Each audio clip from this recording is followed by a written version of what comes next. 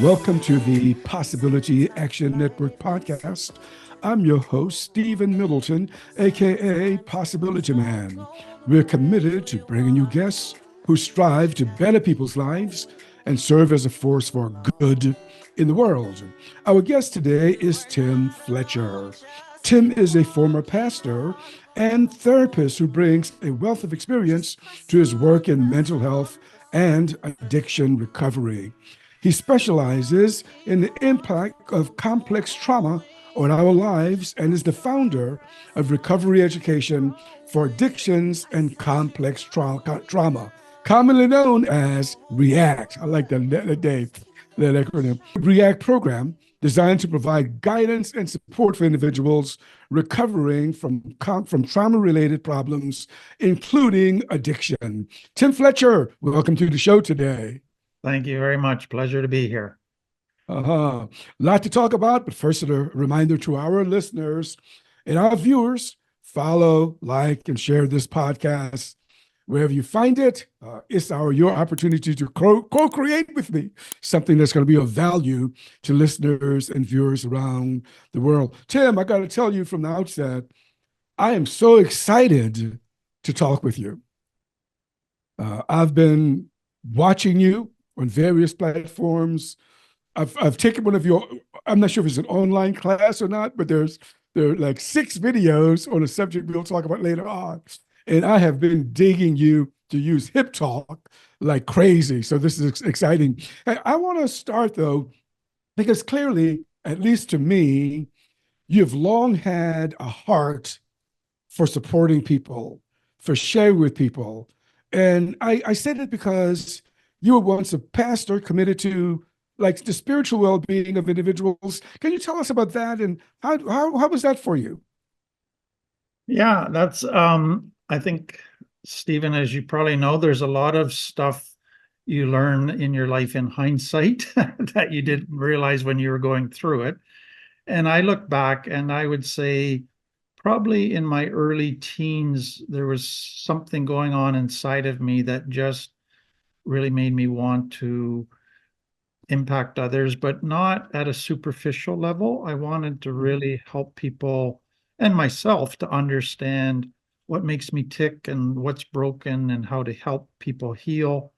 And what I quickly realized was there wasn't a whole lot of people that swam at that end of the pool. There was not a lot of people wanting to talk about deeper stuff, and there wasn't a whole lot of stuff even being written about it at that point. And so I often felt discouraged and very much alone. But I kind of felt the best way at that point was to go into pastoring, where to me I learned a lot of valuable lessons and tools, and it shaped and honed me in many ways. But I didn't have enough personal tools in my own life at that point because of my own complex trauma that I ended up burning myself out after 11 years of it, and went through 7 years of just deep physical health problems, depression, anxiety, chronic fatigue syndrome, fibromyalgia, the whole thing. It was just a very, very dark time. And I had to, after being on disability for 2 years, they kick you off in Canada. And so I worked on farms, just taking care of animals for a number of years. And that ended up being very therapeutic, the physical exercise, the working with animals. And then that led into being asked to work in this addiction treatment center, which was the only treatment center in Canada that saw addiction as a symptom of deeper problems. And it set me on kind of the path of really starting to explore what are the deeper issues that people with addiction are trying to solve with drugs and alcohol or with certain activities. The word trauma and complex trauma wasn't even on the radar yet. It was just there's something under there, a pain and emptiness that people are trying to medicate or fill. And that's why they use drugs and alcohol. And then PTSD came out, and then Gabor Mate came out, and then complex trauma came along, and I had the privilege, because of what I was doing, to just be right on the cutting edge of all of this new material. And I was trying it out with the clients as I taught workshops every day, and I developed workshops. I developed kind of deeper understanding. And it was just exciting to me to see that when you Yeah. really help people understand the deeper issues, put words to it, make sense out of it, the amount of growth and healing that happened. Yeah, that's amazing. Look, you've given us a lot there to kind of look at a little bit. First, let me say though that I'm so pleased that you are transparent enough to talk about your own, issue with burnout. A lot of people conceal that, and my hunch is that you're probably a better therapist because you've gone through that experience. Now, Gabor Mate, you mentioned him as one of the persons that either inspired you or influenced you. What have you drawn from him? Well, what really, where he came on my radar is he wrote a book, In the Realm of Hungry Ghosts. And he said that every addict that he dealt with in Vancouver had childhood trauma. And so he just felt that if we're looking for that underlying issue that people with addiction are trying to solve with drugs and alcohol, it's the pain that was not resolved in Yeah, childhood from trauma. And that just brought everything into focus. And so, like, he's done tons of other stuff in showing kind of how trauma affects the nervous system, the immune mhm. system, the brain, which I've benefited a lot from. But kind of that initial hook for me was him connecting trauma and addiction. Yeah, and I like what you just said also about addictions and people using. I'm going to say using various kinds of drugs, be it alcohol, some other kinds of things, even prescription pills. It's like they're not doing it per se because they love it. They're Exactly. doing it to solve a problem. I think that helps. That's helpful, right? Someone can look at their life and say, "Look, I'm using this stuff because I'm really suffering, but this stuff helps me relax." Can you say more about that?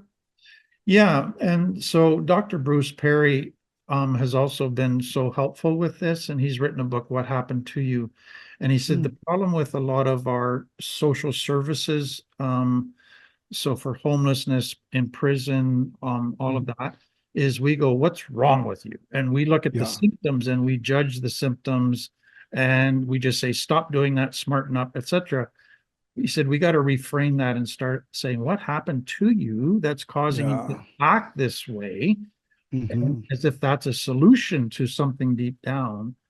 And so that is really kind of what Gabor Mate said, is that addiction is really about trying to medicate the pain that has Yeah. never been medicated, or you didn't have tools in childhood to know how to resolve. And it just built and built. And now you think you found the solution when you found drugs, alcohol, or whatever. Yeah, I just you mess things up. But I like this whole idea of asking what happened to you, as opposed to I've heard people say things like "snap out of it." Well, Exactly. well, how can you snap out of something you don't even know what's going on, right? Yeah, Yeah, yeah. exactly. So I captured this sentence from your website. I want to read it. It's a statement by Ryan North, and I want you to tell us why this is important to you and why you placed it on your website. Is it okay with you? Yep. Okay, our brains are wired for connection, but trauma rewires them for protection. That's why healthy relationships are difficult for wounded people. Did that resonate with you? And what are you telling us in that statement? Yeah. And I would, if I can add another statement, and it's basically the opposite of addiction is not sobriety. The opposite of addiction is connection. Um, Wow. and so really what complex trauma, what we're understanding about complex trauma is, in most cases, it happens in childhood and it's relational. So it's your most intimate relationships abuse you, neglect you, don't meet your needs properly. And so it's all about a child is not able to connect. So a child's strongest drive when they are born is connection, because they have to connect in order to survive. and it drives them to breastfeed. It drives them to, they just have to connect because they're dependent on others to meet their needs. So if they can't connect, that creates a scary, scary world for them. It's very traumatic because now they feel abandoned and they feel all alone. They feel rejected. They feel not good enough. It sends all kinds of messages. So attachment is such a key piece in understanding trauma, but it's also, to me, a key piece in understanding healing, because a lot of people come into recovery and they just want to heal by getting extra information. And I go, there's an academic element to healing, but you got to find connection with safe people. And so the problem of the child wasn't that they were wanting to connect, it was that they were trying to connect with unsafe people. And so they just concluded that connection was bad. And so I'm not going to connect, but they're still driven to connect. So when they find drugs and alcohol, they connect now with a chemical that gives all the feelings of actual connection, but it doesn't satisfy like true connection.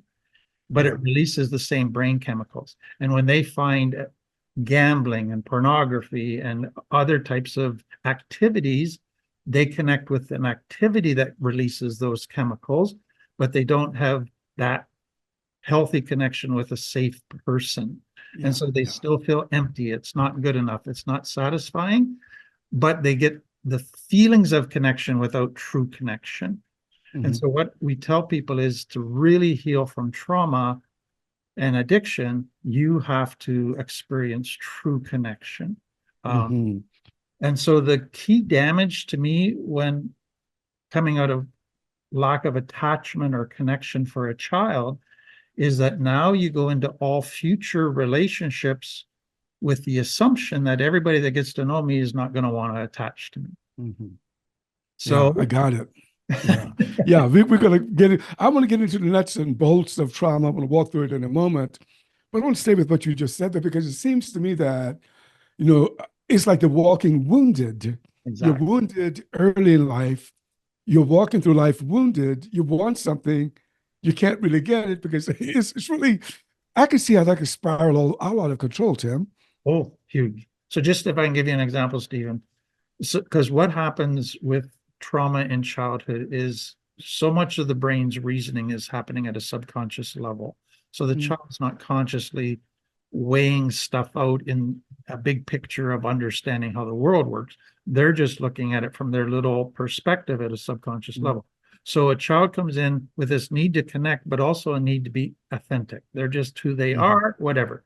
So they try to connect and they get criticized. You're too sensitive. You cry too much. And they get rejected. So now what they conclude is the reason I can't connect is because I'm authentic. So being authentic is bad. So I need to be fake. I need to wear masks. I need to adopt roles. So now when they go into future relationships, what's the lie that they believe? If you want connection, never be authentic. Well, that's a lie. Wow. True connection only happens with true authenticity with a safe person.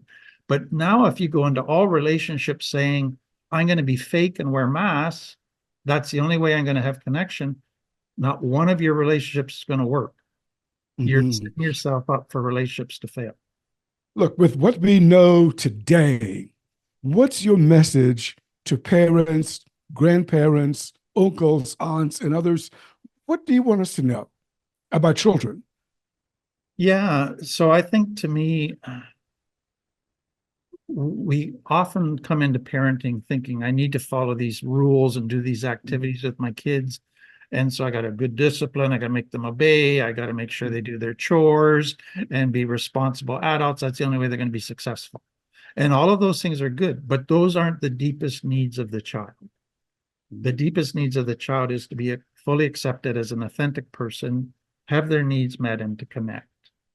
And if the child gets that met, those emotional connection needs met, then they can relax. Then they don't have to be on guard. Then they don't have to try to adjust to get acceptance and love. So the child's deepest emotional needs are constantly driving them. And if they're not being met, doesn't matter what you're doing as a parent, they're going to keep changing, adapting, trying to get their needs met, trying to get you to unconditionally accept them. And it's only going to end up causing them to rebel because they just can't resolve it. And so the problem for most parents is they can do all the rituals and the routines and the discipline, but they're not safe to connect with to the child. So they got to do their own personal work to make sure they're a safe parent. Right, right. So, gosh, what occurs to me is that we live in this technological age, and some kids get iPhones at age 7, Right. and their connection is the iPhone. I mean, how do we do that? How do we manage, the iPhone, the iPad, the whatever notebook? How do we manage this technological era that we're in? And of course, raising healthy children. Yeah. Yeah. So I think the danger is to go to the extreme of trying to badmouth all technology, is if that's the problem. To me, why is a child connecting to an iPhone or an iPad? It's because they're not connecting to mom and dad securely. So you're driven to connect to something. You're going to connect with something that gives you good feelings. And if you can't connect with mom and dad, you're going to connect with TV, video games, iPhone, etc. So to me, let's not make technology the issue, though. We got to set boundaries for our children around that. But let's make connection happen, and let's be safe parents that can connect. So as I look back on my own life, I had some areas where I wasn't given tools that later resulted in me burning out. But the one thing that I was given was I had a very good connection to my mother. And my dad was a workaholic, I had some connection with him in my later teens. He did a lot of changes in his life, but all through my early life, every day I come home from school and there was a safe, secure connection with my mother. She knew I was a bit different as a kid, and she accepted me. She didn't try to change me into what she wanted. She just accepted who I was and let me share and talk and process. And I didn't feel the need to go and fit in with some other group. I didn't feel the need to connect to other things that would have led to addiction stuff, because I connected with the one person that to me was most important. That's great. I like the way you handled the technology question that I raised a moment ago, because, my first feeling was that maybe they shouldn't get iPhones until they're 13, but you said, we can be careful with the extremes. I'll just leave that there. The other thing, though, that came to me is that, some kids who grew up in big cities, any big city in any country in the world, if they don't have connections at home, actually some of these kids, especially the boys, may gravitate toward gangs. What do you think about that? Very much. So part of this connection need is, if I can't connect with mom and dad and I don't feel safe at home, I don't feel accepted at home, then I'm going to go to kind of my next sphere of influence, which is my peer group.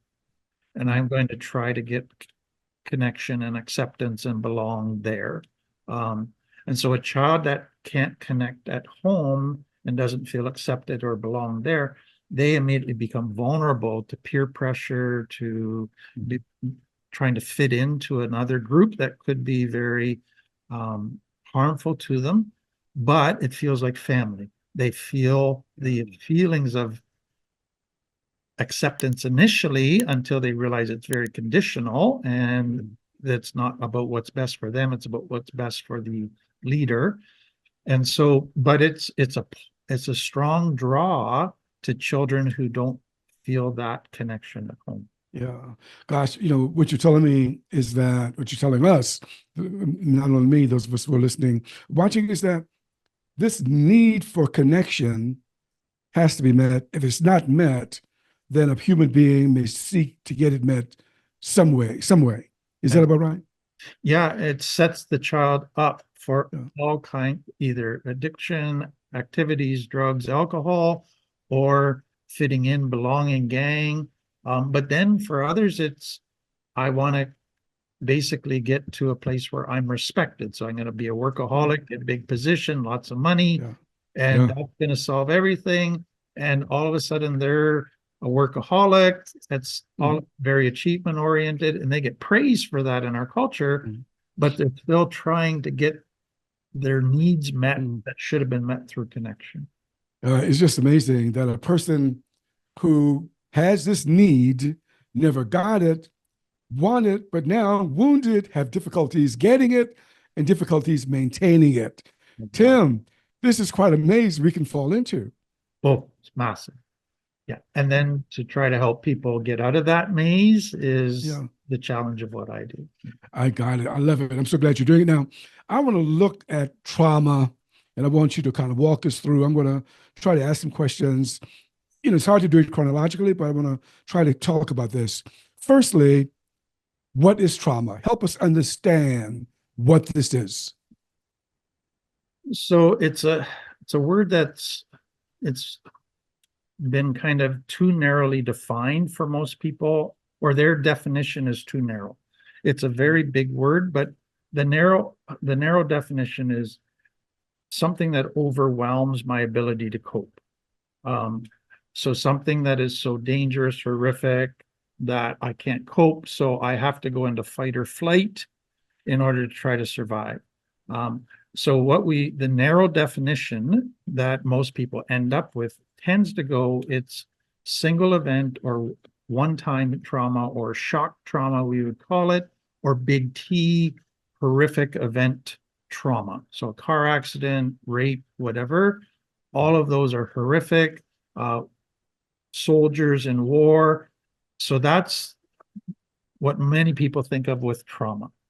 But the problem is that's only a small percentage of true trauma. The majority of trauma is actually what we call little t trauma. And that is the child is overwhelmed because they can't meet their own needs, but nobody else is. So they're being either abused or neglected, but their needs aren't being met. They're feeling unsafe. They're feeling not accepted. They're feeling not unconditionally loved. They don't know what to do with that. And so for that child, they can't fight or flight because they're too little to fight back and they're too little to run away. So they go to freeze and fawn, shut her down, learn to people please, learn to try to be whatever people want you to be in order to try to get your needs met. So trauma is big T, little t. The challenge with little t, which is, so big T is something bad happening to you. Little t is something that doesn't happen to you, but should have. So it's invisible trauma. And people go, well, nothing bad happened to me. That's right. Nothing bad happened to you, but lots of good things that should have happened to you didn't. And so you were neglected. And how do you define that? And so what the research is now showing is that over 80% of Americans, Canadians have little t trauma.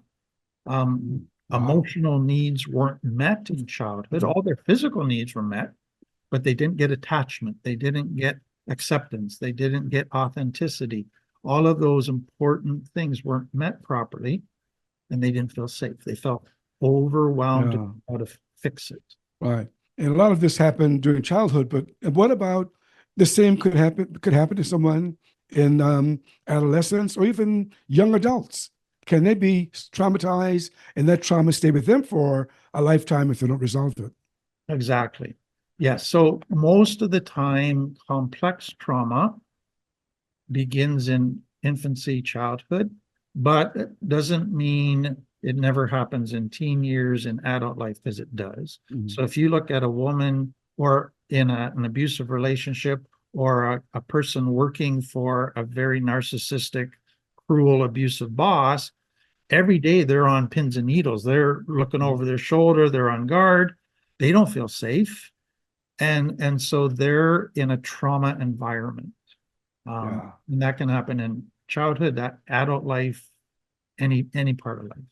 Right. And since, so many of us, especially back in the day, were not aware of trauma, I can imagine that the workplace was rife with traumatic events for employees. Oh, huge. And take it even further. So most complex trauma takes place within the family unit, but then you have to go beyond that to kind of the work, school, organizations, but then you go beyond that to the cultural mindset. So if you grow up Black in a white culture and there's racism, you never feel safe. You're always on guard. you're always ready to fight or flight. And so now you've got complex trauma being inflicted at a cultural level. That's Yeah. systemic. And that's Yeah. just as real as a drunk, angry dad. Yeah. Okay. I want to dig into that. You said you brought it up here because, okay, firstly, who faces trauma? Let me answer rhetorically, and you tell me if I'm right. I'm going to answer by saying everyone. Yes. Everyone faces it. But it seems to me, though, that while everyone faces certain kinds of trauma, that there's some individuals who may face trauma unique to them. Let me throw this out. It's 2024, just to give us a timestamp. It's October. What's going on in Russia, Ukraine. I can imagine those children are going to have experiences that most of us will never have. So how do we deal with that? How do we support those children Okay, who so have those unique experiences? before I answer that, let me back up and just kind of Yeah. clarify something, Stephen. Okay. So it's so important for people to understand that trauma is not the event, that it's a traumatic, horrific event. Trauma is my response to that event, what happens inside of me because of that event. And so now that's going to be different for every person. So for some people, they can go through that event, but they got the tools to deal with it. They got support, and it doesn't traumatize them because they're able to resolve it and deal with it. For somebody else who doesn't have support or tools, they go through the identical event and it traumatizes them. Mm-hmm. So it's really about the internal response to a horrific event. Yeah. That determines whether there's trauma, whether you end up with Yeah. PTSD. Okay. That's helpful. Yeah. That's helpful. What I think we're facing today is like if you look at kind of all of the immigrants that are leaving a lot of war-torn countries, they've all got severe danger situations that they're trying to survive. And then the children, then they're coming to a foreign country with a new culture. And it's like they go into another scary world Yeah. that they got to learn. And so there's a lot of them that end up with trauma, but some don't because they have good connection. They have good Yeah. tools. They have good support networks, and they're able to work through all of that. I mean, that's what you just said is so important. What I hear you say, and I want you to respond again, is that the healthier an individual is, the better they're able to cope with adverse situations. Exactly. Can you underscore that for me? Yeah, and to me, there's two pieces to that. So the healthier I am, that means my cortex brain, my thinking brain is in charge over my emotional limbic brain, which is what does the fight or flight and the fear and all of that stuff takes over. And then I have the tools to handle situations. So I know if this Yes. is going on, here's all I need to do. Here's what I need to, how I need to respond. So the greater my toolkit and the greater my emotional health, my emotional intelligence, the healthier I am. But secondly, none of us can totally survive life alone. We need supports. We need other people to hold us up at times, to be there for us.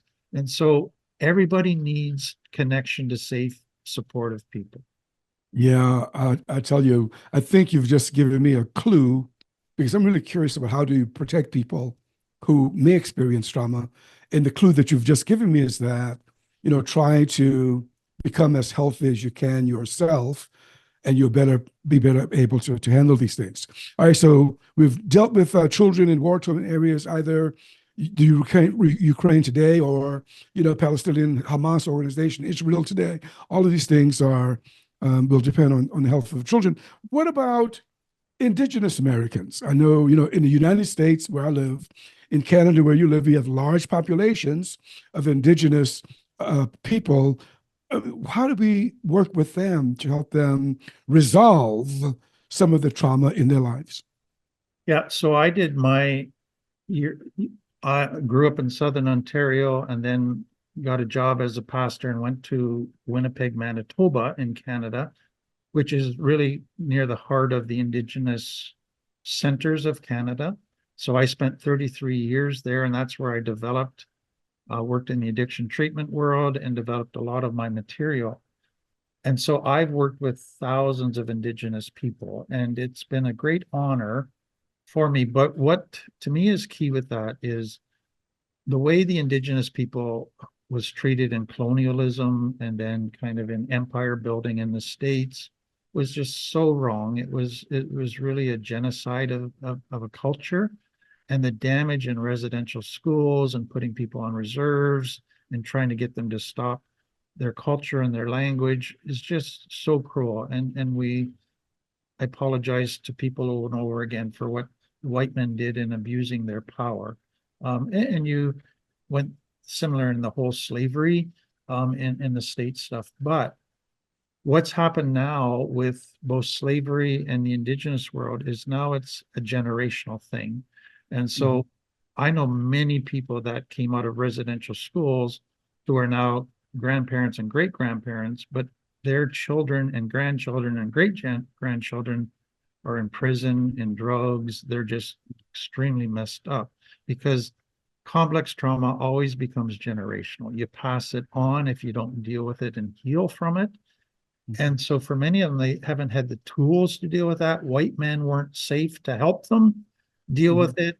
They tried to figure it out on their own, and it just descended further and further into addiction and problems. And so then what happens with generational is trauma began from an outside source, the white man. Now trauma is continued by we hurt each other within the Indigenous world. And so that to me is just so sad as you begin to see that happen. And so I'm just thankful that many in the Indigenous world are starting to say we do need some help. And so we actually are putting our material into the Indigenous language and materials for them so that different reserves are using it. And so they're really realizing we've got to deal with our generational trauma if we have any hope, because that's our issue. When you refer to generational trauma, is this what's called epigenetics? No. Okay. No. So epigenetics is what was learned is, so it used to be, is it nurture and nature? So it was like if you're born with this gene, you're kind of doomed. This is the way you're going to be. But what they began to realize was there's a thing called epigenetics. And it's like, here's your gene here, and there's this umbrella force over the gene that determines how the gene develops. And that epigenetic is determined by how much stress is in your life. So if you're going through a very dangerous time with tons of stress, that influences the development of the gene, which then leads to health issues. It leads to all kinds of issues. So epigenetics is the force that determines how your genes carry out their code. Okay. So generational trauma is dad was, let's say, sexually abused, never dealt with it, turned to alcohol, became an alcoholic. Then what does he do? He's a terrible dad, beats up his kids and traumatizes them. They never deal with it. They get into drugs and alcohol. They become terrible dads, beat up their kids, and it just goes generation to generation. Okay.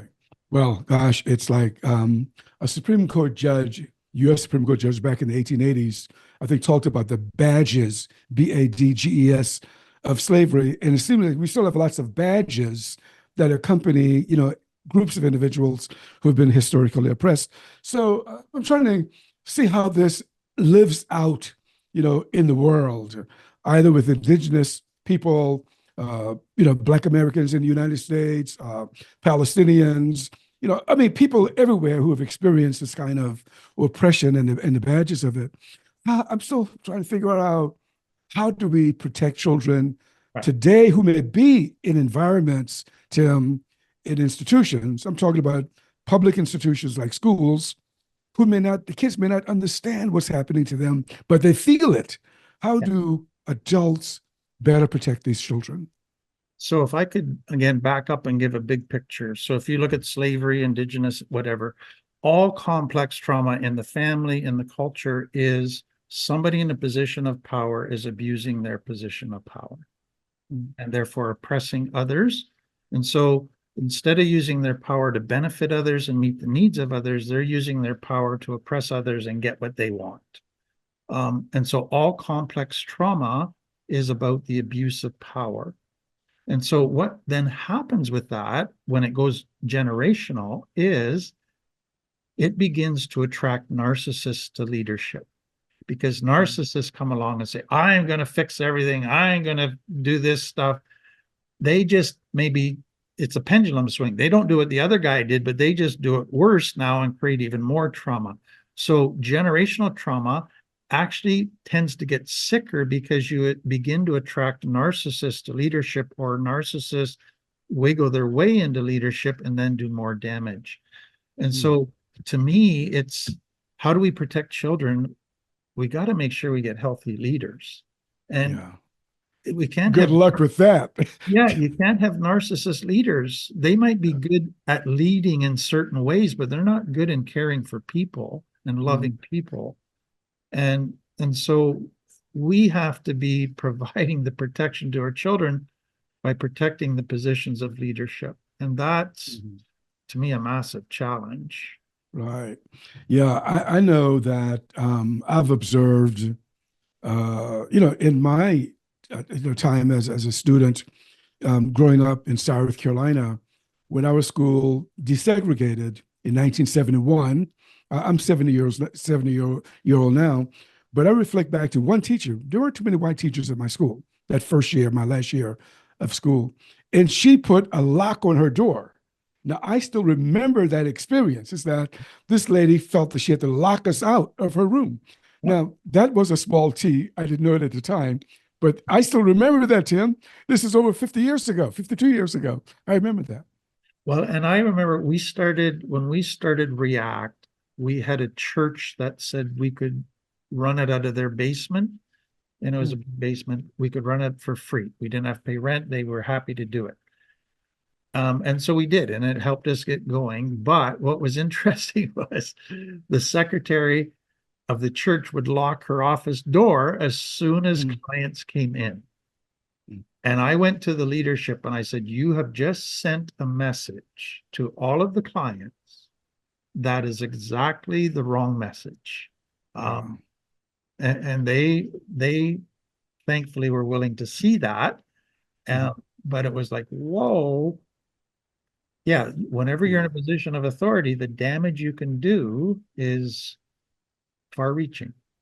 Yeah, and that's why you said it's important to have leaders who are aware how power can be abused and how that can affect other people, be it children or older individuals.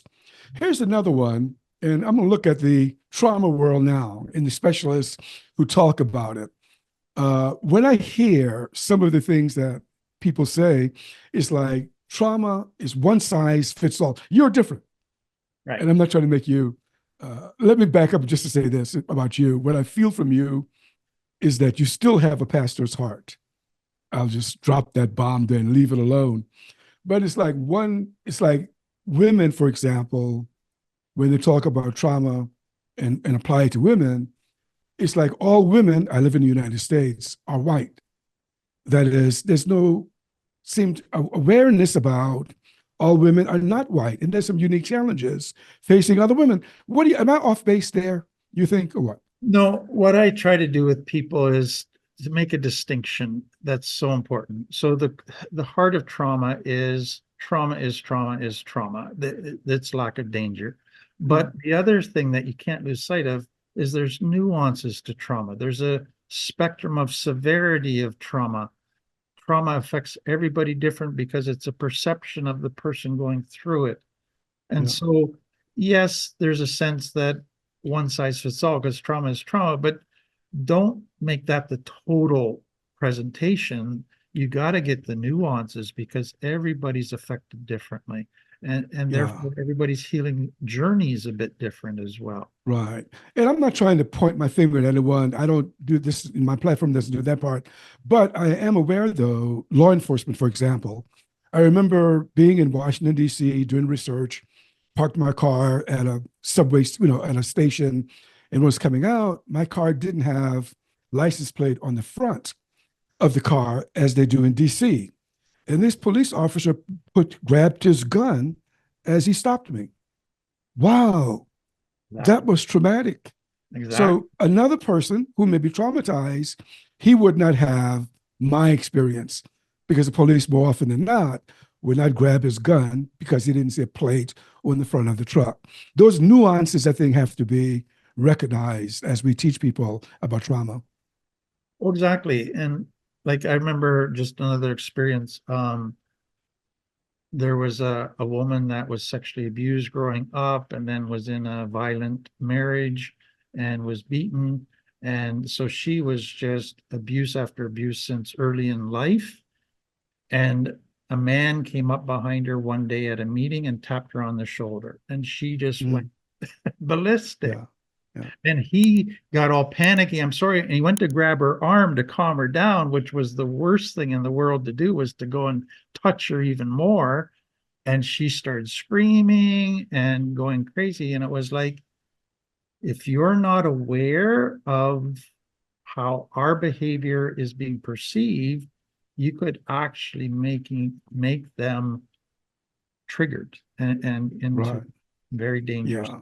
responses. Yeah. I tell you, there are a lot of opportunities for people to be better educated about this. And as we're educated, of course, maybe our behavior would change, especially if we wield tremendous power.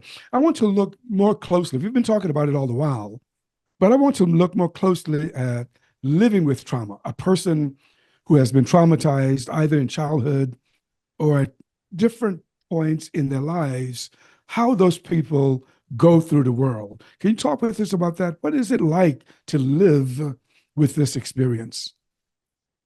Yeah, it's so to me, there's two pieces people have to keep in mind. There's two levels of dealing with trauma. And the first set of tools they learn, and that's really to regulate their nervous system when it gets triggered. So, like you think of somebody that's walking down this main street of town and a car backfires, but they come out of a war situation and they just heard a gunshot and they're dropping and rolling on the street and they're panicking. And so they're something triggered their nervous system to react and they're dysregulated. And so learning tools to regulate those emotions, because if you don't, then you're constantly in reaction mode and you're not able to think clearly. You're not able to respond in healthy ways. You're into survival responses. So that first set of tools is the learning to regulate your emotions. And Mm, that's a challenging set of tools, but such an important set of tools. And people can only grow so far in their healing journey without those tools. Those tools mm. become essential to really start doing deep healing. So that's the second thing is Yeah, once you could you get give us to, one example of regulating the nervous system? Just one example. so if you think of a child that's dysregulated, a little baby, so they're crying. So you think of what does a good mom do to regulate Mm, that baby? Well, they pick them up, they hold them, mm, they pat them, they rock mm, them, they sing to them, they talk to them. So they're soothing things. They're things that regulate their nervous system. So what they found was a baby in the womb hears one consistent beat that is soothing to them, and that's the mother's heartbeat. mm, And so when they come out and they're dysregulated, guess what helps a baby to regulate? A rocking, patting, beating rhythm that mm, is 60 to 80 beats a minute. Then they feel like they're in the womb again. Then they feel safe again. Then they can calm down again. So it's rhythm types. So they find walking, they find music that has the right rhythm. Um, Different things that contain a rhythm are very soothing. And then the second thing is what is actually the very first thing that regulates our nervous system, and that's breathing. So when we breathe in, we go into our mm, sympathetic nervous system. When we breathe out, we go back to our parasympathetic nervous system. If you watch a dog after it's been playing hard, it lays down, it takes a deep breath, and it lets it out, and then it falls asleep. And so it's interesting when you look at a baby that's just born, when you watch them breathe, you don't see their chest rise and fall, you see their belly rise and fall. What happens with trauma is your breathing shifts from your belly to your chest. So now you breathe in your upper lungs, not from your diaphragm. And so it's when you breathe that deep, slow rhythm breathing from your diaphragm that it regulates your nervous system. And so that's a good one. Yeah. So we can watch our breathing. That's certainly one technique. Living with trauma is what I want to get deeper into. And I want you to talk about belonging. Yeah. A human being, as you've already said, needs this feeling of belonging. But if you're traumatized, you have difficulties fitting in. It's almost like, and I hope that catch-22 is the phrase, you want to fit in, but you have difficulties fit in. How did this party work with this person to heal? Yeah. And so that's where when I teach therapists and clients, it's like there's levels to healing. So I just talked about you're getting the self-regulating tools, and then you're doing the deeper work. But over here on this side, you've got the first is education. You learn about trauma, you learn about yourself, you learn about how your trauma affected you. So there's a huge education piece. That's where a lot of people like, because it keeps them in their head. They just it's safe up there. It's just learning. But I go, that's just one piece of trauma. The second piece to me of trauma is you got to be with safe people and connect with safe people, because trauma took place in relationships that broke relationships. Trauma can only heal by finding connection with safe relationships. That heals those deep wounds. But that's scary to people because every relationship so far has resulted in being hurt. Yeah. Now you're saying you need a relationship, but they're going, oh, that's going to get me hurt again. I'm not going there. Yeah. And I don't trust people. I'm not going to be authentic with people. I don't want to be open to people because they'll use it against me and judge me, and all their old messages from unsafe people come back. And it's saying, okay, let's go really slowly and begin to build trust, begin to build openness, begin to build respect, authenticity, lack of judgment, until you start to feel safe. And when they do, that's when the deep healing starts to happen. Yeah, I can imagine. I mean, you can't heal without a community that's safe. I just don't see how that's possible. Yeah. Okay. It's the scariest thing in the world. Yeah. Look, I think I've coined a phrase, but there's some things I want to talk about in this. The GRS syndrome is what I call it. Has anyone else talked about the GRS syndrome? Okay, good. That's my coinage, the GRS syndrome. And I want to talk about the S in GRS first, because I've studied you on this, and I love the way you deal with it, the way you dealt with it in those talks, and that's shame. You know, a person who is traumatized, and I'm speaking as someone who has gone through trauma. Man, gosh, there's some things that you're ashamed of because you knew that you were unhealthy at the time. You become healthier, and you say, God, did I do that? It's better. I'm not laughing as it's funny, but it's looking back, it's, a little levity is a good thing, right, Tim? So shame is the first one that I want you to deal with. Firstly, what is shame? And walk us through how you teach people to heal from shame or get better from shame. Okay. So the first thing, just to highlight kind of how you use the term. Okay. To me, it's how most people use the term, which to me is actually a misunderstanding of the term. So it's like, oh, I'm ashamed of what I just did. That actually is more a guilt. I did something. So guilt is about doing unhealthy actions or hurtful actions. So it's about something I do. Shame is actually about something I am. It's about my identity, about who I am. I don't have to do a thing. I just feel not good enough. So we usually think of shame in terms of you should be ashamed of yourself, but it's really, we've used the word shame to actually be you should feel guilt about what you just did. So shame isn't an emotion, first of all. Shame is actually a belief about who I am. So that is key in understanding. How I think I am then produces emotions, but what I believe about who I am is the first thing. So to back it up, the child that comes in and wants to connect with mom and dad, but dad's too busy because he's a workaholic. Mom's got depression issues. She just can't connect with the child. But how does the child interpret it? It's not dad's got issues, mom's got issues. It's I've got issues. Something's wrong with me. I'm not good enough. I'm not lovable. I must not be valuable. I'm less than. Something's wrong. So they interpret it by defining their identity based on how the two most important people in their life treat them. So because you weren't there for me means nobody's going to be there for me. I'm not worth being there for. So you form an identity about who I am that is actually very negative. So a child in a healthy home where they're loved unconditionally, their needs are met, parents connect with them, they develop a positive identity. Wow, I must be lovable. I have something to offer. I am a worthwhile person.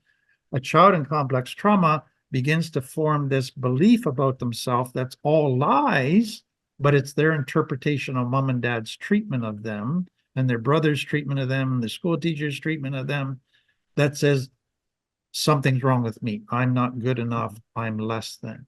So then that shapes all future relationships. So now if I meet you for the first time, if you get to know me, you're going to reject me like everybody else does because I'm not good enough. So if I'm going to get you to love me and meet my needs and respect me, I got to earn it. I got to put on a mask. I got to play a role. I got to please you. I got to be perfect. I got to do all this stuff because deep down, I believe I'm not good enough. And if you see that, you'll reject me. That makes sense? Ooh, yeah, I got you. Wow. Ooh, that's a heavy load for a person to live with. So how did that show up? Let's say that someone who feels this deep sense of unworthiness, how do they compensate? I mean, do they try to compensate early on? Yeah.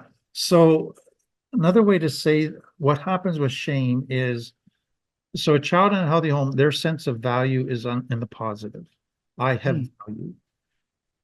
And the parents validate them by saying, you've got talents here, you're a wonderful person, we love you. Whereas a child in complex trauma who's abused and neglected, their value is in a deficit, negative. I'm less than, I'm a zero. And a child that's abandoned by their parents says, I'm a total zero. Who would want me? If my parents didn't want me, then I'm a total zero. So their value is now in the negatives. So what a child does to compensate is I don't have value because of who I am. I have to get value by doing stuff. I have to earn value. So instead of being a human being that has value, I must become a human doer to earn value. So I'm going to be a workaholic. I'm going to be an athlete. I'm going to be a brain. I'm going to have a perfect body. I'm going to have great sex. I'm going to whatever, but I will earn people giving me value. But now my value comes from external sources. I need to do certain things and have people validate it to be convinced I have value. But it's always dependent on me doing certain things. It's not dependent on inherently it's there. Wow. That's a big one. It is. Let's go to the first. You've already told us about guilt a little bit. So guilt. So so to me, it's again another important distinction. Guilt is true guilt and false guilt. So true guilt is whenever I do something that violates love. So I lie to you, I betray you, I steal from you, I have a guilty conscience. And so a guilty conscience and actually a wonderful internal alarm system that says, stop acting that way. If you keep acting that way, you're going to destroy everything precious. Change your behavior and go back to loving actions. And so it's healthy. That's a healthy guilt. A healthy system. And you can resolve it. You can fix it. Shame you can't fix, okay? Because it doesn't matter what you do, you don't feel good enough. Okay, false guilt comes out of shame-based cultures that have a whole bunch of rules. So you should honor your parents no matter what, even if they're total jerks. You should never express anger. You should never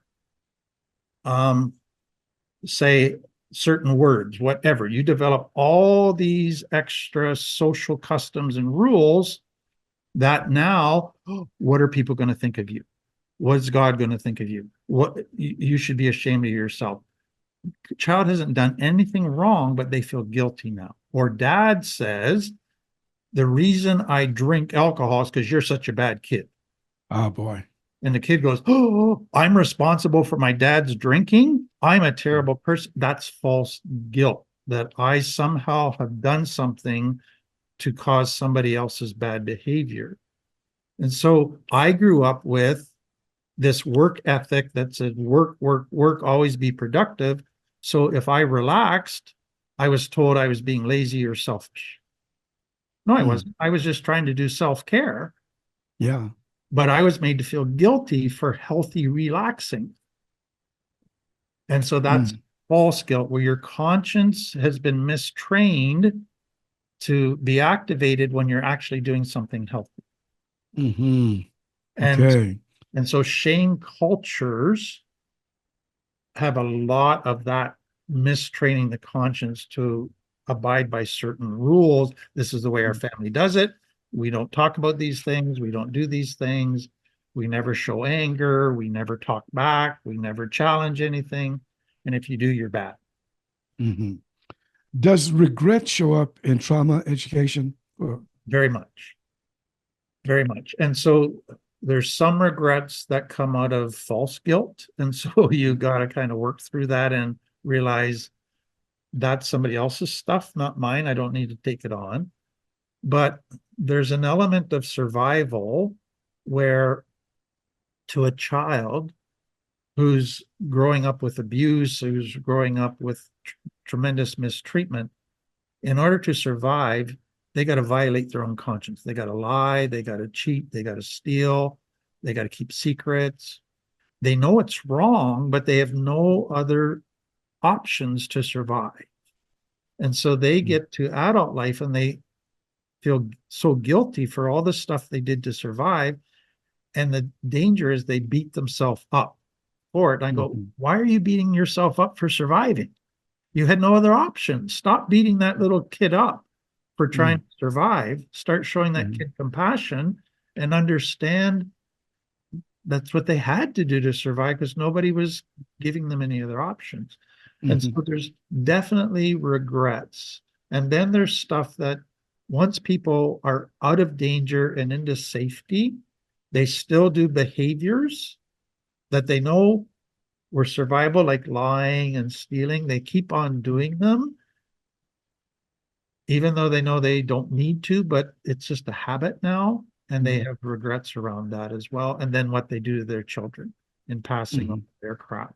So there's tons of regret stuff. Yeah, yeah.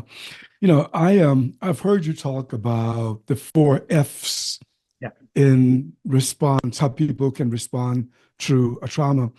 Could you, and I don't want to give it away, so I'm going to allow you to tell us what those 4 F's are. Would you do that? Yeah. So fight, flight, freeze, and fawn.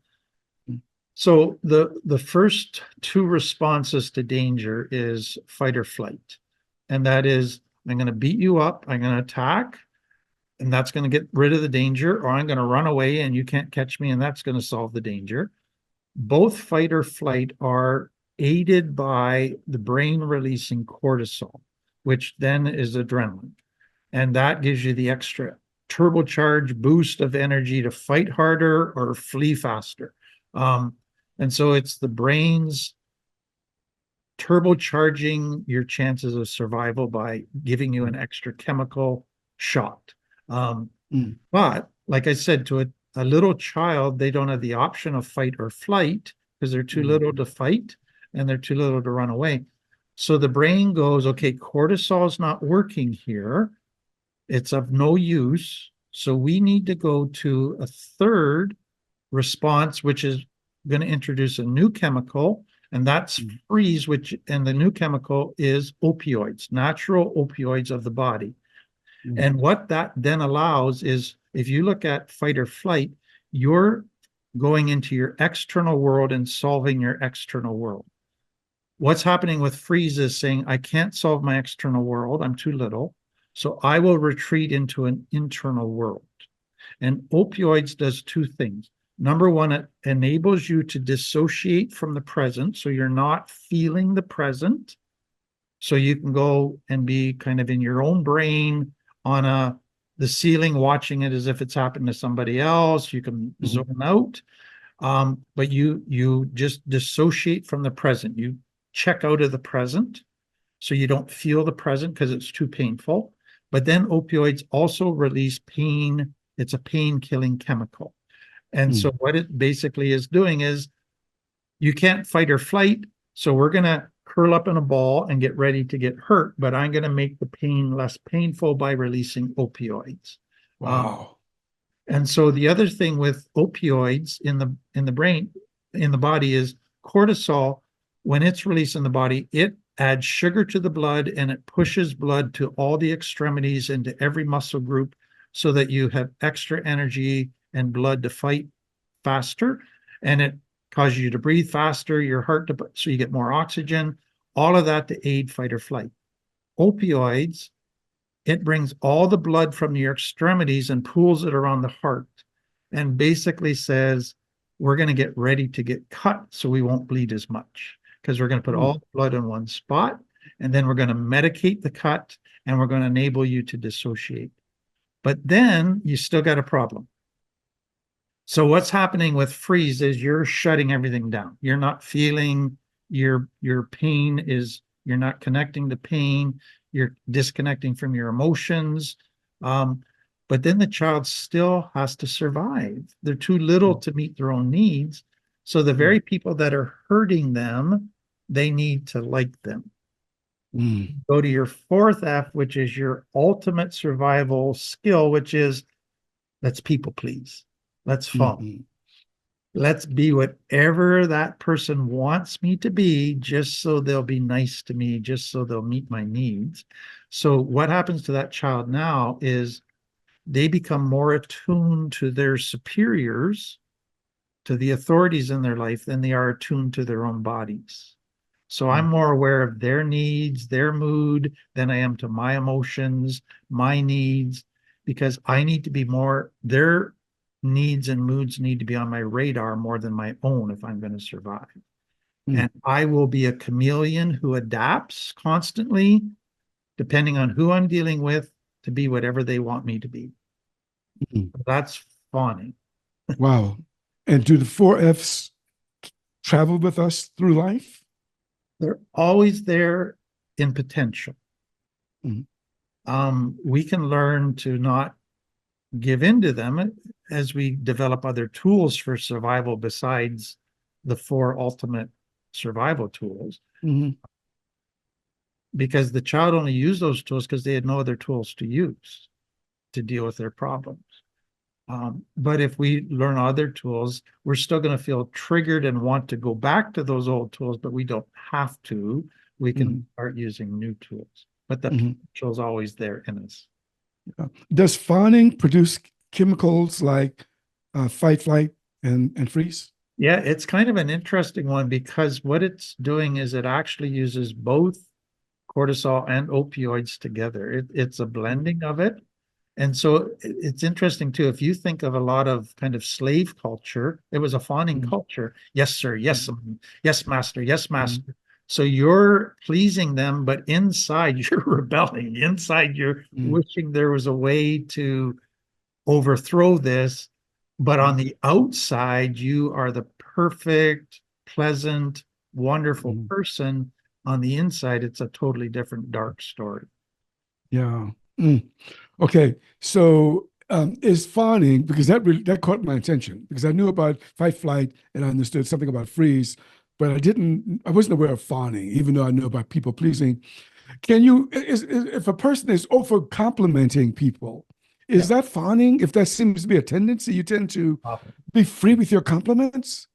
Yeah, so again, what happens with fawning is it takes every good quality of love and now overdoes it for a different motive. So we should validate each other, we should compliment each other, and that makes people feel good. That's an important part of loving people. But what fawning then does is, okay, if I compliment people enough, then they'll like me. Ah, uh-huh. That's significant there. I don't think I do it for that reason, but I'll tell you, listening to you teach about it, I say, oh, I'm going to watch myself for giving compliments. Yeah. But I got it. If you're doing it to get something, then that could be an What's my, issue. what's my motive? Yeah, yeah. Um, I want to go back to shame, Okay. because in your teachings about it, actually, I loved it that you connected it, the getting over it, with Scripture and with God. Can you talk to us a little bit about that? And the reason I say that is because in my own life, I like King David and I like the Apostle Paul, because both of those guys did some bad stuff, but they were not, ostracized by God. So I love those guys. So, but can you talk to us about what you've discovered? Yeah. So if I was to explain it to people, I think to me there's two types of kind of main religions. So one would be kind of a healthier religion that aids a healthy view of the spiritual, connecting to the spiritual, becoming healthy personally. The other is actually a shame religion. And so it's, if you go back to kind of the Bible story of Adam and Eve, and they ate that fruit in the garden, and the very first emotion we're told that they felt was shame. And what then happens with shame is I don't feel good about myself. I'm kind of upset with myself. So I assume that God must be upset with me too. And so what then happens from that is you develop a shame-based religion, which needs an angry God who's upset with you that you have to please, and a God who's kind of distant that you got to somehow get their attention and earn their favor.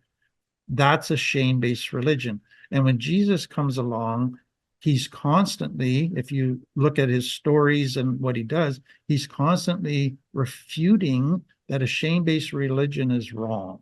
That is not the true God. That is not how you approach life. As soon as you make it a shame-based approach, it distorts every good thing. So an illustration that I like to use is if you picture two chairs facing each other, that's two people connected. Okay. Mm-hmm. So Adam and Eve, they ate the fruit and they turned their chair. Okay. So now their back is to God. So what a shame-based religion says, well, God then turns his back on us. And he's mad at us now. And he says, before I will turn my chair back and face you, you're going to have to somehow atone for what you've done. You're going to have to please me. All of those kind of things. And so, but to me, what Jesus says is God never turned his chair. God was the prodigal son's father who was waiting on the porch, looking out for him walking down the road every day because he never turned his chair. He was just waiting for his son to turn his chair back around. And so to me, the danger for most religion is it actually increases shame because it is an angry, distant God. Whereas to me, a healthy religion, where God never turned his chair in the first place, can be a healing of shame because there's been total acceptance and love all along. Uh-huh. Yeah, I mean, religion is such a powerful, force in the life of humans. It could be healthy or it could be unhealthy, especially based upon the trauma that a person presents himself, in this case, to the religion. Okay, so now we've been talking about healing all the while, but I would like to focus on it just a little bit more as we deal with recovering from trauma. I'm not sure if that's the right phrase or healing trauma. I'm not sure if that's a right phrase. You can tell us about it. But the first thing that I want you to look at, Tim, is because I've read somewhere where you've mentioned that the aspects of healing include, but it's biological, it's psychological, it's social, and it's spiritual. I think I got that from you. Can you kind of talk to us about the aspects of healing trauma, including these kinds of words? Yeah, so to me, there's two pieces with that. So a lot of people, when they try to heal trauma, try to just focus on one magic fix. So if you just get your spiritual life fixed, then everything else will be fixed. Or if you start eating healthy and exercising, that'll fix everything. And it's kind of like a one focus solution. And what it's realizing is trauma affects your biology, affects your immune system, affects your central nervous system, affects your social, your ability to have relationships, and affects your spiritual self-perception, etc. So if we're going to heal trauma, we got to heal the body, we got to heal the mind, we got to heal the spirit, we got to heal all of those things are part of healing that. And then the other piece to that is, as human beings, we have physical needs, we have emotional needs, we have intellectual needs, we have relational needs, we have spiritual needs. You don't make a person healthy by just meeting one need. You got to make a person healthy by meeting all of their needs, which is physical, intellectual, emotional, relational, spiritual. And so the path to healing is learning to meet all of your needs in a healthy way. And it's not just a one magic fix thing that's going to fix it. Yeah, it sounds like a holistic lifestyle Exactly. in order to look at this. And I can see there's some people who are highly spiritual, and this is all that they look at, the spiritual part, and they ignore this emotional, psychological part. And, it depends on the training of pastors. Some of them are well versed, able to work with people. Others only have the spiritual. Okay, so in looking at human needs, um, you've taught that people have this need, and I'm not sure if I'm expressing it right, but the feel that they have the ability to live. It's like people need to be able to live, maybe live in safety. You've mentioned that people need to have this ability to cope, and then I think the last one was the ability to relate. How does that how does that connect with healing or recovering from trauma? Okay. Yeah, if I can back up and give a bigger picture to it, like to me, Okay. what I think is important to understand is what happens in trauma is you survive or you exist, but you don't thrive. You are just surviving and existing by getting through one day, but you're not exploring how to become a better person, what career you want. You're just trying to get from day to day. So survival and existing is not life, is not thriving. The second piece to that is, I think in the Greek language, they did a wonderful job at helping us understand that. So they actually have two words for life. So they have bios, from which we get biology, which is physical life. Our organs are functioning. We have life. But they said that doesn't actually mean you're totally alive. So they had a second word, Zoe, Z-O-E, which meant your soul is alive. You are meeting all of your emotional, psychological needs. So now you have true, satisfying life.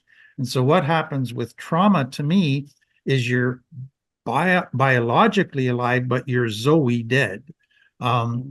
Because you had to shut down so many parts of yourself in order to survive.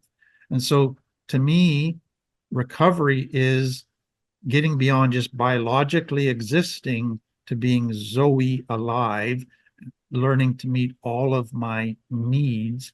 And that's a journey that takes time, that takes understanding and working to eventually get there.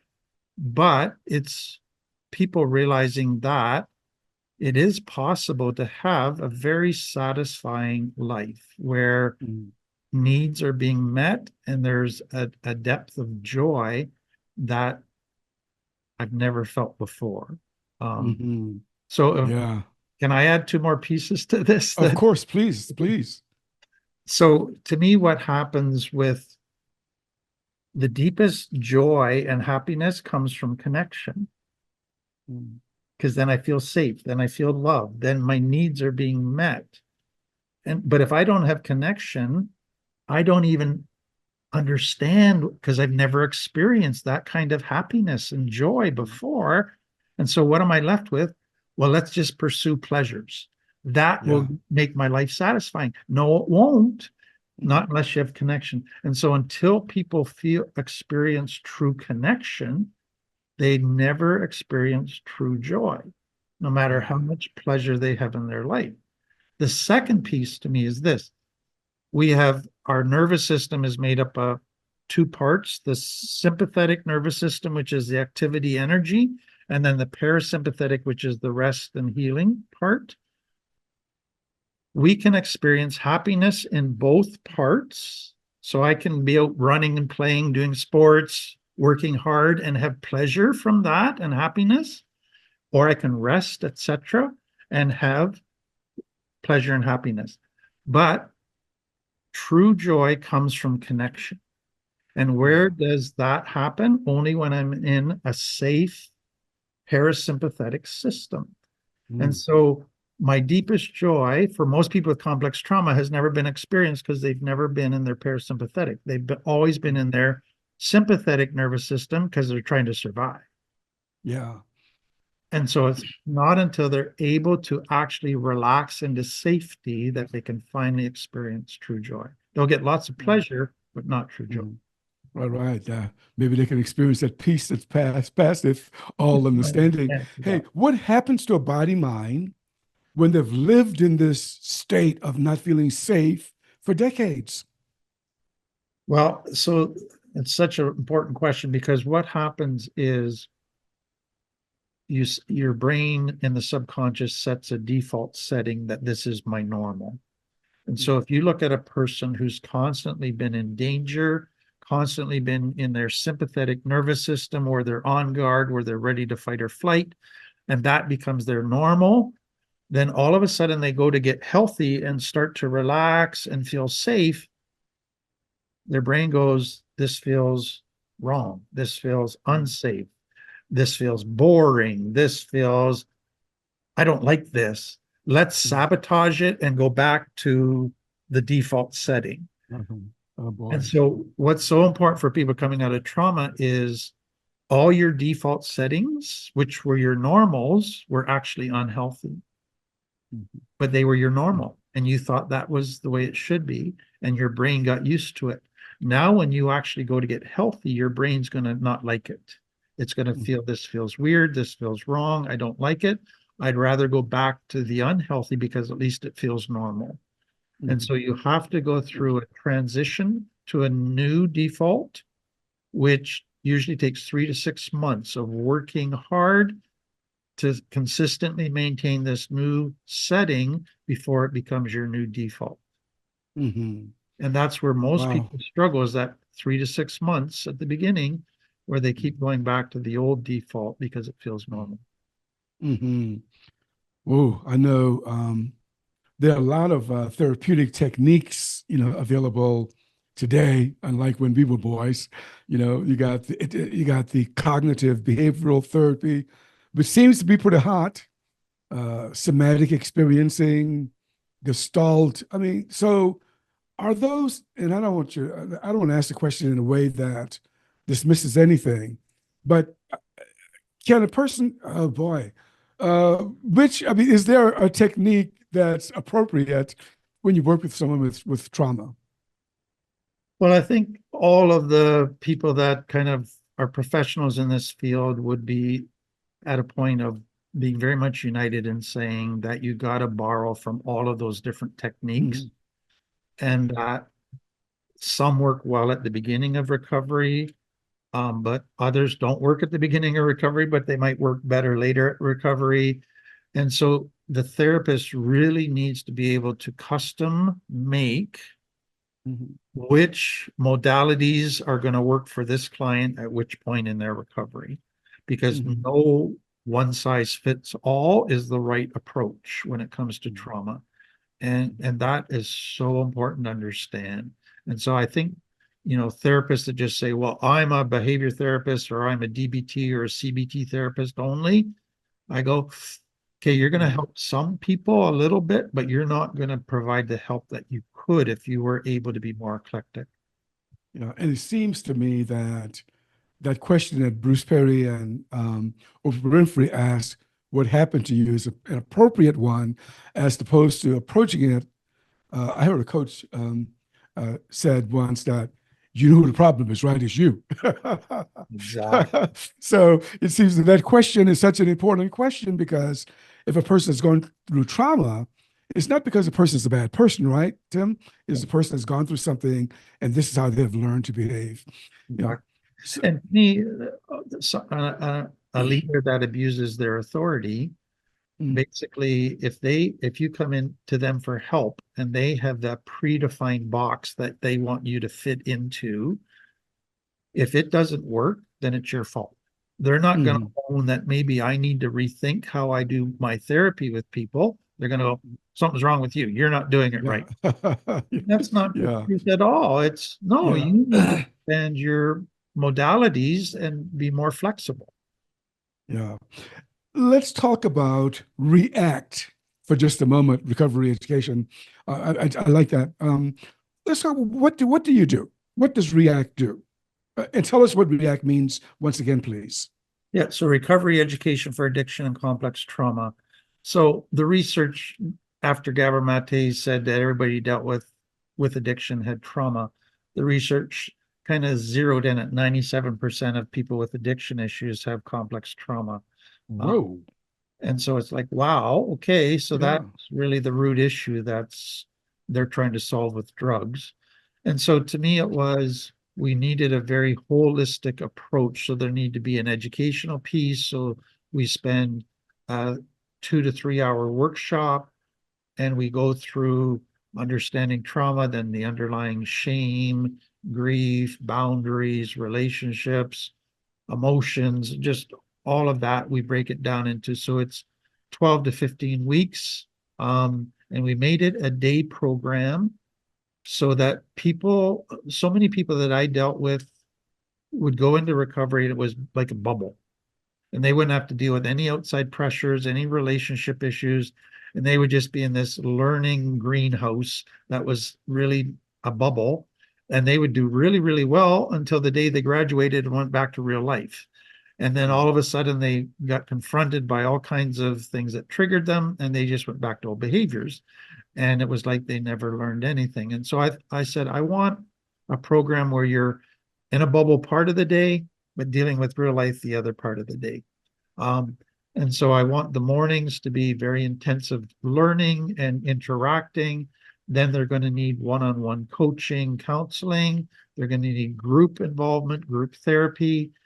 And so we did all of that in React. But then I said, most people coming out of severe trauma have never learned healthy fun, healthy escapes, healthy relaxation and self-care. So let's, a couple times a week, just go to the beach. Let's go to a horse farm. Let's go do something fun. Go on a hike, just so people can begin to learn healthy life, not just this education environment, this therapy environment. And so that became really the focus. So we taught people how to cook. We did all kinds of different things just to help people learn how to live life in a balanced way.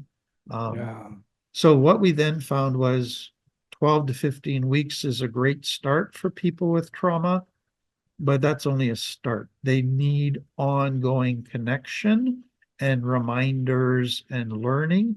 And so we started what we called phase 3, which was once a week or twice a week, you could come back and we'd have classes for you, connection for you, and that would be open-ended. You could do that for the rest of your life, as long as you need it. And so some people would keep on coming back for a year, some 2 years, 3 years, but that became their support group, their surrogate family, their place to process stuff, to keep on learning, to stay connected. And it was really realizing you can't continue to grow in recovery if you don't maintain connection. I love it. I tell you what, sounds like a nice tribe or community to belong to. Do you still hold Friday night meetings? No. So what happened? So React started in person, and we had the Friday night meetings, which were open to the community. Then COVID hit, so we had to shut down React temporarily and shut down the Friday nights, but we put stuff online, and we did React online, which we then changed and we call it Lift. So now we have different React in-person centers, but we have Lift that runs, and we have people from over 30 countries in the world that now take the online program. And it's been just so one of the blessings of COVID, I think, that has happened. And so then when after COVID happened, my wife and I had been in cold Winnipeg for 33 years, and it was really starting to affect my health. And we said, why are we staying in Winnipeg? Because now we're doing everything online. Let's go back to the warmest part of Canada. So we moved. Yeah. And so the Friday nights never started up again. But I film every week, and we air something Friday night. Well, it's great. Lyft is available to the public wherever they have high-speed internet. Is it right? Yes. So okay, we'll put that information in the show notes if you help me with that, because some people may want to take a look at that program. Tim, look, is there anything else in your heart that we haven't touched upon that you want to share with us today? I think the one thing that I would just say, Stephen, is, to me, what happens when a person's gone through trauma and then it's led to all kinds of living problems is it kind of beats hope out of you, where you get to the point where you just feel hopeless. You've tried everything you can think of to improve your life. Nothing seems to have worked. And you just get to a point of feeling really hopeless. And often people, when they come to us, I say, piggyback on my hope for a while, because I've done this long enough to know that what I do does help people and it does work. Piggyback on my hope till you can hope again. And what I want people to realize is there is hope. It's taken us a long time, and thanks to science, we're starting to really understand these deeper issues and how they've affected the brain and the body, and how to heal all of that. And we're starting to get a pretty good picture of that can now help people that we didn't have 20 years ago. And so to me, there's more hope than ever now for people. And it's just finding a good program that would be able to give the people the tools and the knowledge that would help them. I'm so glad you shared that. You remind me of a neuropsychiatrist named Dr. Abraham Lowe, who practiced before 1950. And he had this saying, I've read some of his stuff. He said, there are no hopeless cases. So thank you for that, Tim. Hey, look, thank you once again for saying yes. I didn't know if you would say yes. I said, well, I wonder if Tim would come to my show. And you said yes. Thank you so much for this, Tim. I really appreciate it. My pleasure. Okay. You've been listening to the Possibility Action Network podcast. Our guest today has been Tim Fletcher, a therapist who focuses on complex trauma and healing it. I'm your host, Stephen Middleton. Until next time, good day. You are not alone. Just keep on going. Just press on.